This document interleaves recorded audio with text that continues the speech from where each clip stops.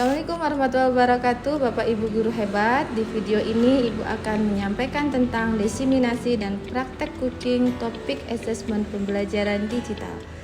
Diawali dengan pemahaman tentang asesmen. Asesmen adalah proses pengumpulan dan pengolahan data yang berkaitan dengan perkembangan anak serta penyajian hasil dalam bentuk deskripsi atau narasi yang dapat digunakan untuk mengenali anak secara rinci. Assessment sebagai understanding evidence. Apa itu artinya?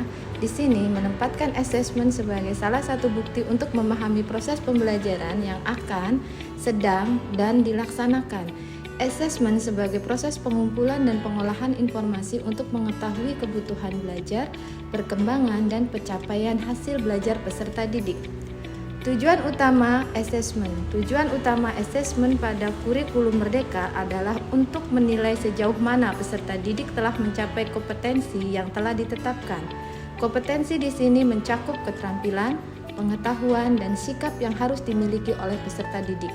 Dengan menilai pencapaian kompetensi, guru dapat mengetahui kemajuan peserta didik dan memberikan umpan balik yang tepat untuk membantu peserta didik mencapai kompetensi yang diharapkan.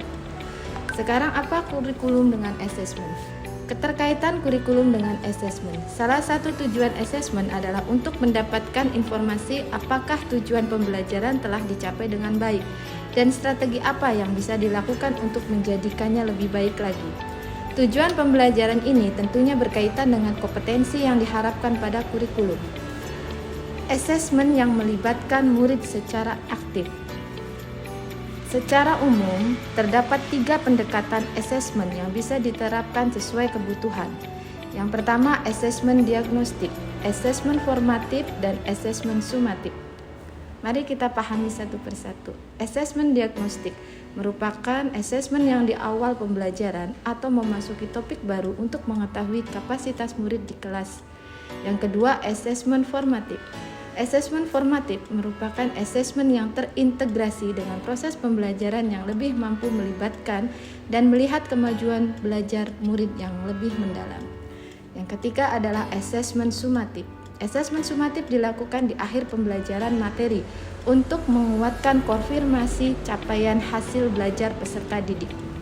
Bapak dan Ibu guru hebat, dapat disimpulkan bahwa melalui asesmen, guru dapat mengetahui pertama, apa yang saat ini dipahami murid dan apa yang dipelajari. Kemudian yang kedua, apa yang bisa dilakukan guru dengan kemampuan prasyarat murid. Yang ketiga, apa yang harus dilakukan guru ketika murid salah memahami materi. Berikutnya, kapan dan bagaimana guru bisa mulai menyampaikan materi baru. Dan terakhir, dukungan apa yang diperlukan murid di kemudian hari agar pembelajaran lebih optimal. Dapat disimpulkan bahwa fungsi asesmen adalah satu bagian tak terpisahkan dari proses pembelajaran. Peran asesmen memfasilitasi pembelajaran dan menyediakan informasi yang utuh untuk umpan balik bagi guru, murid, dan orang tua sebagai panduan menentukan pembelajaran selanjutnya. Fungsi asesmen yang kedua adalah merancang dilakukannya sesuai dengan fungsi umpan balik. Ibu bapak guru memiliki keleluasaan untuk menentukan teknik dan waktu asesmen agar mencapai tujuan pembelajaran. Fungsi asesmen yang ketiga adalah asesmen dirancang secara adil, proporsional, adil, dan dapat dipercaya agar asesmen dapat digunakan untuk menjelaskan kemajuan belajar dan menentukan keputusan tentang langkah selanjutnya yang akan diambil oleh ibu dan bapak guru. Fungsi yang keempat, asesmen merupakan laporan kemajuan belajar dan pencapaian murid bersifat sederhana dan informatif. Hasil asesmen digunakan oleh guru, tenaga kependidikan, dan orang tua sebagai bahan refleksi untuk meningkatkan mutu pembelajaran. Asesmen pembelajaran digital. Perkembangan asesmen pembelajaran hingga kini telah menyentuh ranah teknologi. Asesmen pembelajaran tidak lagi dilakukan secara manual. Mengelola asesmen digital dengan Quizizz. Quizizz sebagai asesmen pembelajaran. Quizizz merupakan salah satu platform online yang dapat digunakan sebagai media pembelajaran ataupun asesmen pembelajaran. Ada beberapa kelebihan asesmen menggunakan Quizizz. Quizizz dapat memberikan data dan statistik hasil kinerja siswa secara langsung. Quizizz juga dapat dikerjakan saat pembelajaran berlangsung atau bersama-sama. Kuisis juga dapat dijadikan PR sehingga dapat dikerjakan kapan saja dan di mana saja oleh siswa asalkan tidak melebihi batas waktu yang telah ditentukan. Berikut disertakan dokumentasi kegiatan diseminasi.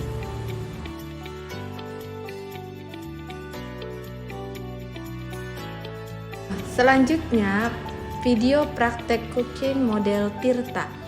Saya jelaskan terlebih dahulu tentang apa sih cooking model Tirta.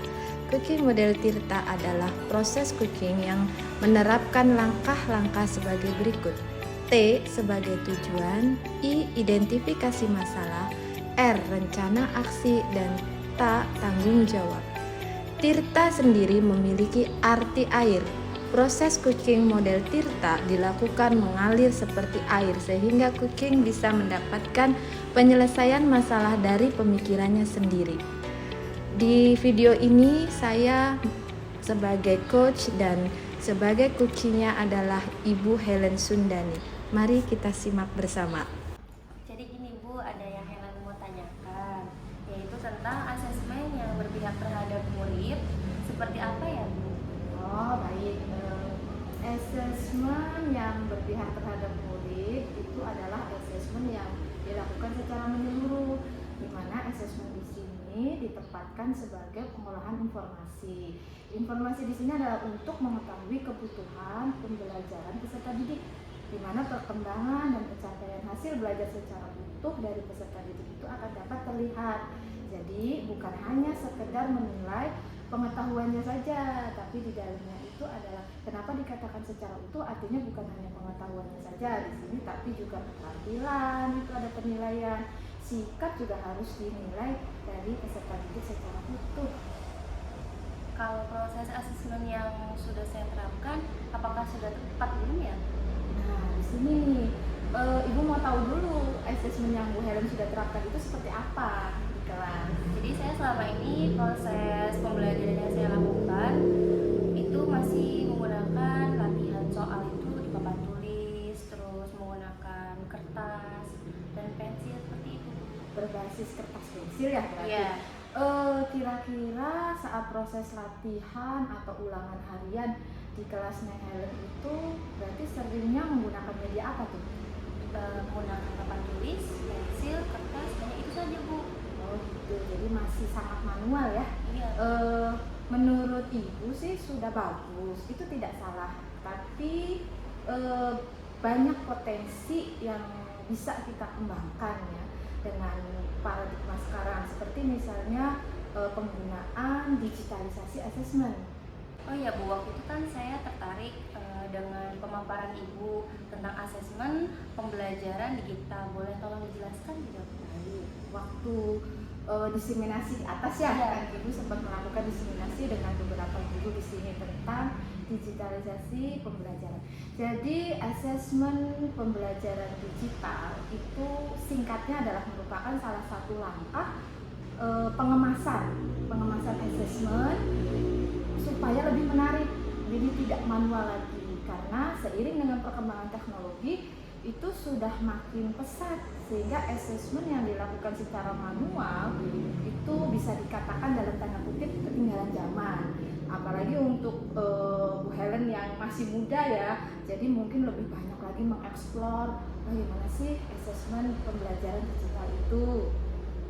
Kalau waktu itu kan Ibu sempat menyinggung juga ya Bu tentang soal kuis itu gimana ya Bu? Ya, Quizizz itu salah satu platform pembelajaran asesmen digital. Jadi di sini Quizizz itu adalah merupakan salah satu platform online yang dimanfaatkan, dan ingat juga ya kalau SMP 1 Kumon itu kan dalam proses ujian itu kan sudah menggunakan berbasis online Google Form ya.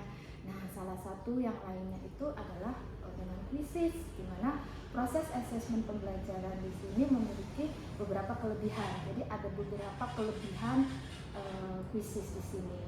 Kalau untuk kelebihannya seperti apa ya Bu? Jelaskan. Sebelumnya Helen belum pernah mencoba-coba ya membuat soal di Quizizz. Mungkin hanya menggunakan soal yang ada di situ saja. Iya. Ya, baik. Nah, kelebihan dari Quizizz di sini adalah salah satunya adalah dapat memberikan hasil asesmen secara rinci di sini, langsung hasilnya itu. Jadi baik dan dilakukan juga waktunya fleksibel.